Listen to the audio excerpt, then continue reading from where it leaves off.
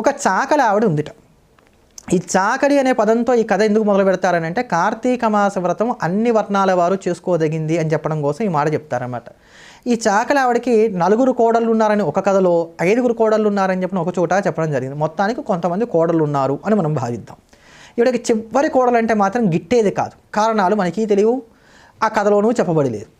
ఈవిడ మిగతా 4 కోడళ్ళతో కలిసి కార్తీక మాసం రాగానే ప్రతిరోజు కూడా నదికి వెళ్ళడం, చక్కగా అక్కడ నదీ స్నానం చేయడం, అక్కడ కార్తీక దీపాన్ని వెలిగించడం, భగవదారాధన చేయడం, ఇవన్నీ చేస్తూ ఉండేదిట. ఆఖరి కోడలికి పుణ్యం రాకుండా ఉండాలని చెప్పని ఆవిడ మాత్రం ఇంట్లోనే అట్టిపెట్టి, ఎక్కడ అసలు దీపారాధన చేయడానికి కావాల్సిన సామాగ్రి ఏది కూడా ఆవిడకి అందుబాటులో లేకుండా ఉండేటట్టుగా చేసి ఆవిడ నదికి వెళ్ళిపోయేదిట.